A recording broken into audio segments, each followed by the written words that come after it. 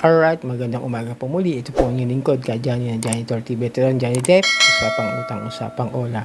So, bago lahat, mag-subscribe po muna kayo kung newbies po kayo. At sa mga legit loyal subscribers ko po, marami pong salamat sa patuloy at pagtangkilik dito sa aking channel. Pag-usapan natin ngayon, overdue na po ba kayo kay Digido?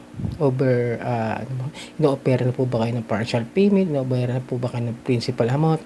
Ito, yung video ito ay para sa inyo may mga overdue at kung ano kayo ay namamroblema dito kay Digido. Panoorin natin yung video at papaliwanag ko sa inyo kung ano yung pwede at possible na mangyari.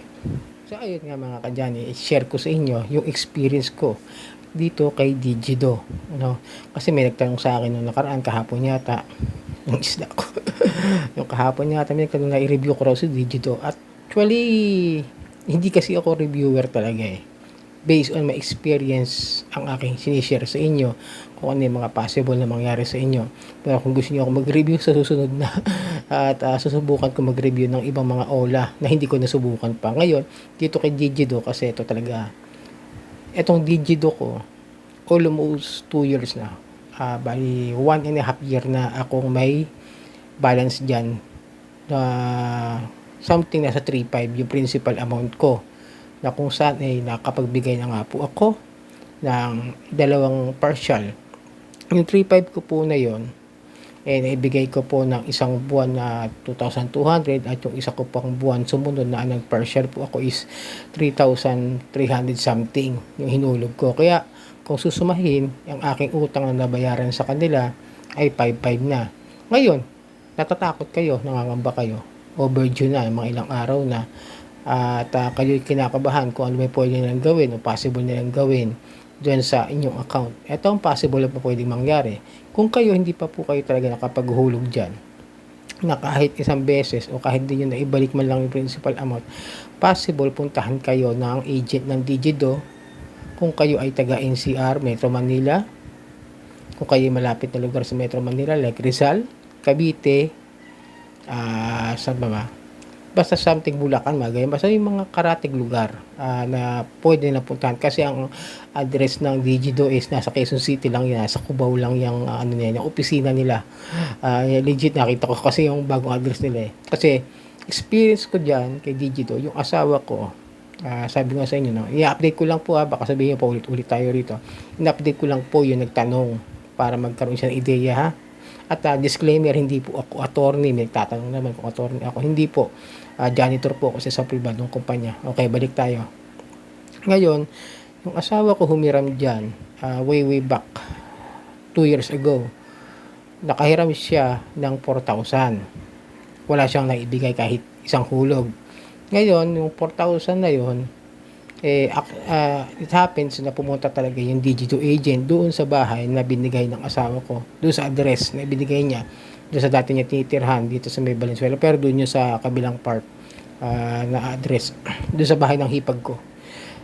At yun, nung napuntahan, nag-iwan sila ng papel na sulat at saka isang papel na calling card ng isang agent na kung saan pwedeng makipag-settle kung gusto niya tapusin yung utang o kung gusto niyang bayaran yung utang na nahiram. Then, after that, nung tinawagan ng asawa ko at tinawagan ko sa kanya, kinausap ng asawa ko na bayaran namin by the date na sinabi namin, kunwari December 22, babayaran namin.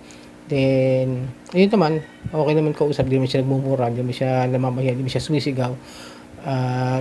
Tinext na lang namin para mas na lang, hindi na kami makag-usap, parang hindi na kausap, tinetext na lang asawa ko. At yun, nagbayad nga kami ng December 22.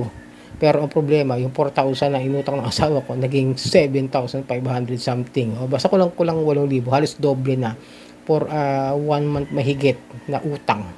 Ngayon, kung sa akin naman, yung nasasabi ko sa inyo, 3,500 na principal amount ko, tapos nabayaran ko siya ng dalawang partial payment na umabot nga ng 5,500. Sa akin, by my personal experience sa bahay namin, walang nagpunta. Ito theory ko, kasi ito ang theory ko dyan kung ba't di nagpunta sa amin. Kasi mahigit na sa naibayad ko kung bakit hindi sila nagpunta. Kasi minsan may napabalitaan ako na kahit bayad na umabot na rin sa principal amount, pinuntahan pa rin ng agent tapos inopera na bayaran yung principal amount. Pero nakapagbayad na siya ng parehas amount na ano. Kunwari nakapag partial payments at mabot ng parehas na utang. Siguro dahil sa akin malaki na ibayad ko. Kaya hindi na sila nagpunta, hindi na sila nagtangkapan na pumunta o puntahan ng bahay ko para singilin ako. Pero nagtitext sila sa akin. Nagtitext sila sa akin na bayaran ko yung principal amount na 3.5 na nahiram ko. And then nagtext din sila sa akin na sasampahan daw ako ng legal department nila, na legal action, na kung saan isasampahan ako sa korte raw ng small claims, tapos lahat daw ng attorney's fee na magagastos nila is akin i-shoulder kapag nagsampa sila ng reklamo. Ngayon, ito ay papaliwanag ko sa inyo kung bakit ganun sinasabi nila. Unique kung mananalo sila sa kaso. Kung magsasampa sila sa kaso, pwedeng ako magbayad. Ang problema, hindi naman nila magagawa. Dahil kapag nagpasa sila ng dokumento na naniningil pa rin sila ng higit doon sa utang nyo at nakapagbayad naman kayo ng sobra doon sa interest na ibinigay na ipinataw ng Bangko Sentral ng Pilipinas sa SEC na kung saan is 15% per month na nga lang ang dapat bayaran, malamang hindi sila pansinin ng korte. Ano ayun? Kasi susundin ng isang judge yung civil code na 6% per annum, malamang ibalik pa sa akin yung sobrang naibayad ko. Kasi kung sa 3,000 pesos na utang ko, malamang ang babayaran ko lang siguro ko sa 6% per annum, napakaliit. Napakaliit ng babayaran ko. At yung binayad ko na sobra, malamang na utusan pa ng judge yung Digido, yung company na yun, na ibalik yung sobra ko na ibayad, di ba? Hindi sila yung nalugi. Ganun po ang sistema niya na maaaring gawin ng isang judge, ng maging hatol ng isang judge. At saka yung small claims na yan, isang araw lang yan. Hindi na kailangan ng attorney yan Tutusin, hindi na kailangan ng attorney sa small claims. Kaya nagtaka rin ako, bakit nabayaran ko yung attorney nila. Pero nasa ano naman nila, kung mananalo sa kaso. At lahat na naging gastos ng nag-file ng kaso. Kasi ganito yan, explain ko sa inyo. Kunwari may reklamo akong tao, at hindi ako binayaran, tapos gumastos ako ng malaki para sa legal counsel ng isang attorney, nagbayad ako, sabihin ko ng 1,000, tapos yung utang ko sa akin ay 5,000, tapos nanalo ako sa kaso, pwede ko i-shoulder doon sa umutang kung hihilingin ko sa judge na kung pwede ba lahat yun, tapos yung tamang interest na sisiya na ipapataw ko, na maaaring pwede ko na sabihin na magpapatubo ko kahit 10%, siguro pagbibigyan, kasi meron ako nakikita ng mga ibang kaso na pinagbigyan naman ng korte yung patubo na mataas, pero hindi ganun kataas maaaring pagbigyan, kasi hanggat hindi naman nagiging alipin sa pagkakautang ang isang tao, pwede naman pagbigyan as long as kahit konti magkaroon din naman ng tubo yung nagpautang, para magkaroon siya ng kahit paano bumalik yung sobra at yung kanyang tawag din yung kanyang yung sinimulan na pera, yung kapital, yon no mga kadyani. Kaya yung kung sakaling kayo natatakot kayo puntahan kayo niyan, hingiin nyo yung ID niya at kunin nyo yung mga tarjeta at yung papel na sinasabi nilang demand letter, itabi nyo yan at i-save ninyo kung sakasali. Pero makakapag-usap naman kayo, makikipag-settle naman kayo naman sa digital agent. Hindi man po nag-haras yan ng personal. Ewan ko lang doon sa iba na naririnig ko na nangaharas daw sa mga text, sa email. Baka sinasabihan kasi sila na sasampahan sila ng kaso. Hindi man para sa akin, hindi man panghaharas na yun nagsasabi lang sila na sama ka ng kaso ng small claims, sasampahan ka ng legal action. Para sa akin, basic na lang yun. Kasi ang harassment para sa akin, yung pagbantaan yung buhay ko. Yun, ang harassment para sa akin.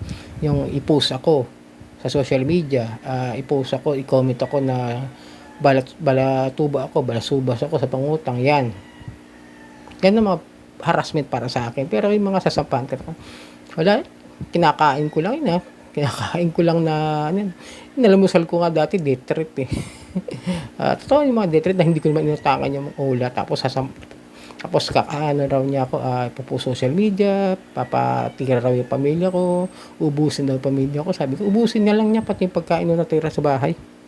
Yun ang masasabi ko doon sa mga ganong klase ng threats. Pero kung sa Digido, pag pumunta sa bahay ninyo, okay lang yan, kausapin nyo lang, matyepuhan nyo. Pero kung wala kayo sa bahay, mag-iiwan talaga ng papel yan. Pero kahit naman dyan kayo sa bahay, iiwan na lang kayo ng papel yan.